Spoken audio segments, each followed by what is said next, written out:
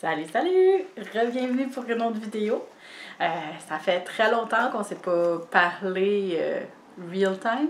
En tout cas, ça fait très longtemps que j'avais pas updaté ma chaîne YouTube parce que je l'avais annoncé dans ma dernière vidéo, mais en fait, on a déménagé. D'où le changement de décor que vous allez voir au fur et à mesure de mes prochaines vidéos. Mais j'ai trouvé que c'était une bonne façon de revenir sur ma chaîne en vous revenant sur le sujet du désencombrement et de mes ménages Marie Kondo. J'avais envie de faire une sur ce gros chapitre qui est le désencombrement de mon espace, étant donné effectivement que j'ai eu beaucoup à le faire pour préparer le déménagement en question. Et je l'ai fait vraiment avant aussi. Donc, dans cette vidéo, je vais résumer un peu mon expérience avec tout ce qui est ménage Marie Kondo, revenir un peu sur la méthode rapidement, puis comment ça s'est passé pour moi. Je vais aussi vous faire un compte rendu des points positifs et négatifs que moi j'ai trouvé à cette méthode-là. Puis ça peut peut-être vous aider ou vous encourager à le faire ou peut-être pas. Peut-être que vous allez vous dire, ah ben finalement c'est pas pour moi. Mais dans tous les cas, c'est ça. J'espère que cette vidéo va vous être utile. Et on commence tout de suite. Bon, premièrement, moi, la méthode Marie Kondo, comment que moi, j'ai vraiment plus accroché à cette méthode-là, c'est vraiment comme beaucoup de monde avec la série sur Netflix, je me rappelle plus exactement comment ça s'appelle, mais c'est quelque chose Marie Kondo. Vous allez la trouver assez facilement. C'est une série où est-ce que Marie Kondo, la madame qui fait cette technique-là, se rend chez des Américains et les aide à désencombrer leur maison parce que c'est carrément eux qui font le travail. Et puis j'avais trouvé ça très, très inspirant. Puis j'avais aimé sa méthode. Je trouvais que ça avait vraiment l'air beaucoup plus... C'était une approche qui était beaucoup plus proche de ce que moi j'avais envie de faire comme désencombrement dans ma vie, c'est-à-dire de le faire avec ce que j'ai envie de garder vraiment parce que j'aime ces choses-là et non pas juste de « Ah, ça fait 6 mois, je ne l'ai pas utilisé, j'en ai pas besoin », tu sais. Donc, c'est ça. Donc, toute la partie de Spark of Joy, c'est-à-dire ça vient te chercher une certaine joie, ton objet. C'est ça qui m'a accroché vraiment beaucoup avec la méthode Kondo.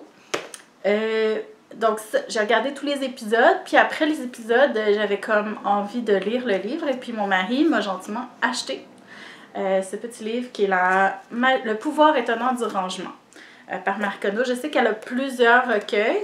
Je sais pas si celui-là c'est le plus récent, mais dans tous les cas, moi je l'ai trouvé très bien. C'est pas un très gros livre, là. Ça se lit très rapidement quand même. Comme vous pouvez voir, je l'ai vraiment beaucoup utilisé, là. Il est très magané. Je l'ai apporté partout avec moi, puis je le lisais. Donc c'est ça. Moi, j'ai trouvé ça très important de passer à travers. Premièrement, la série m'a aidé à me faire une vision, parce que moi, je suis quelqu'un de très visuel, à voir vraiment c'était quoi la méthode. C'est comme un résumé de la méthode pour voir si ça m'intéressait. Puis après ça, je suis allée dans le livre pour plus en profondeur. Puis je pense que c'est une bonne façon de le faire, honnêtement. Si vous voulez, vous pouvez aussi juste lire le livre, là. Mais moi, je trouvais que ça m'a aidé de faire ça dans ce sens-là.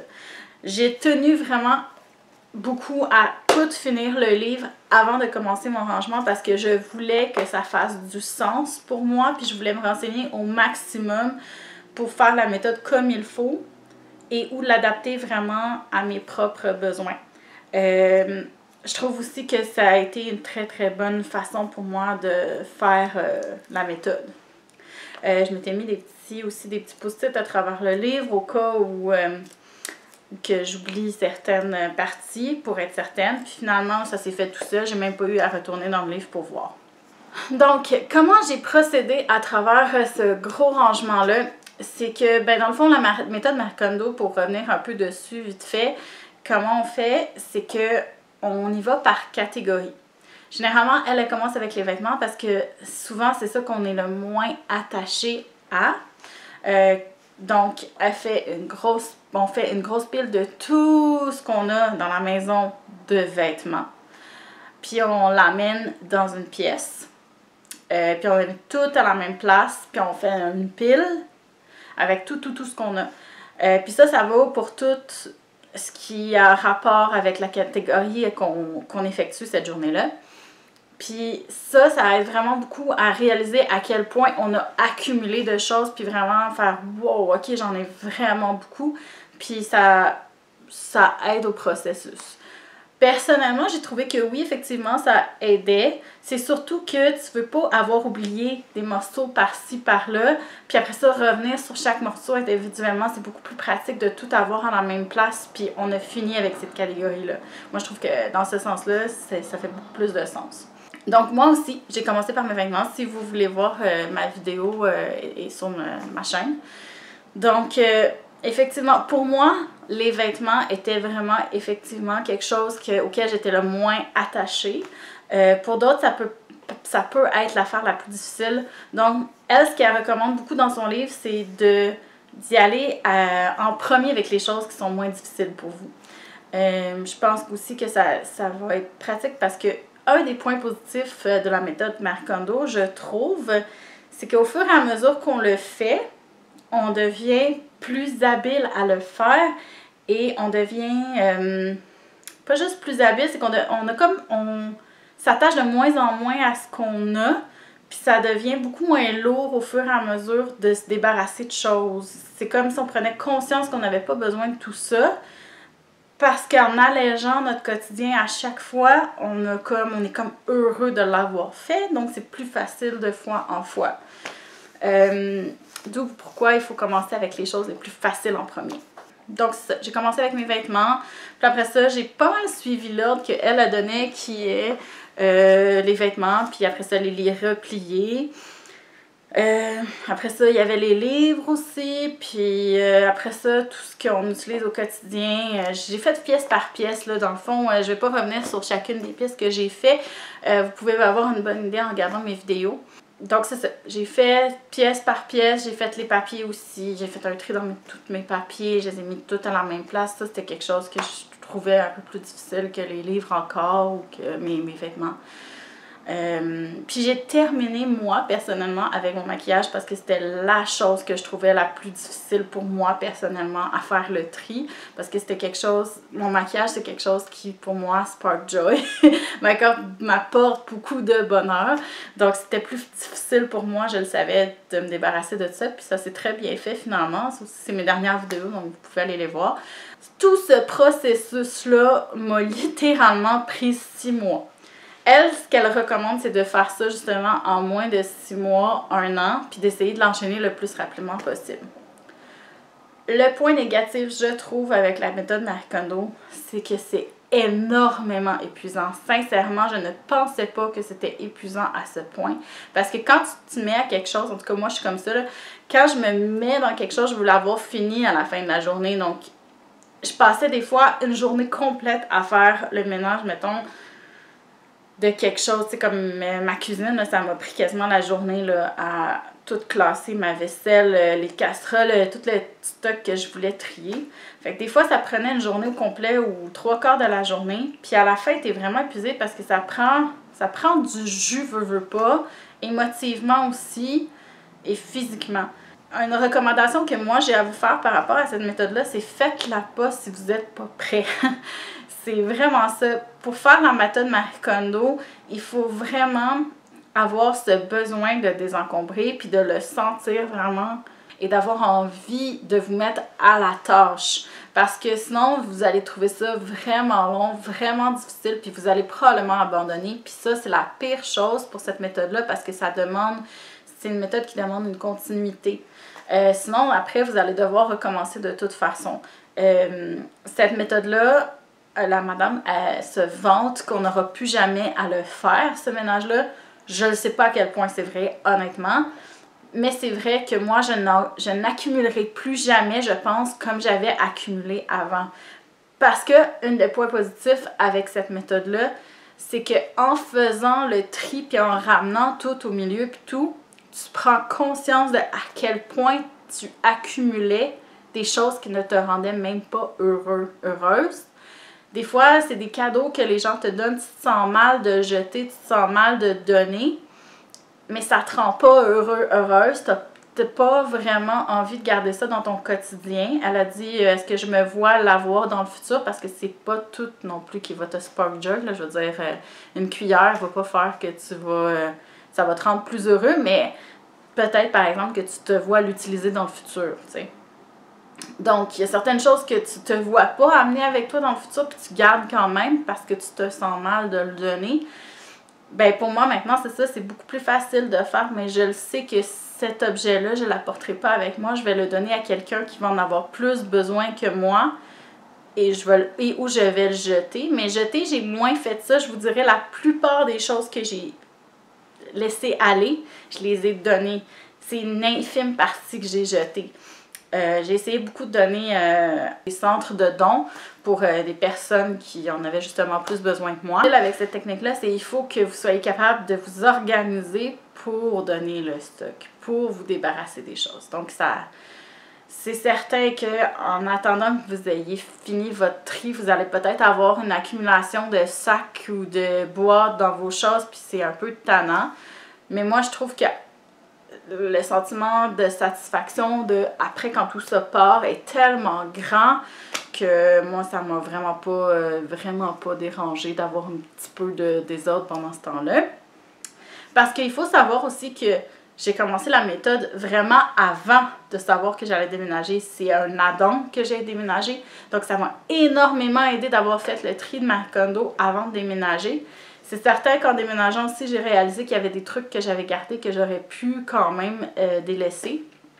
Parce que j'ai pas fait la méthode, tu sais, exactement à la lettre. Il y a certaines petites affaires que j'ai oubliées dans le processus parce qu'on avait un rangement en arrière puis que j'ai oublié d'aller regarder dans mon rangement en arrière où est-ce que toutes mes choses étaient stockées.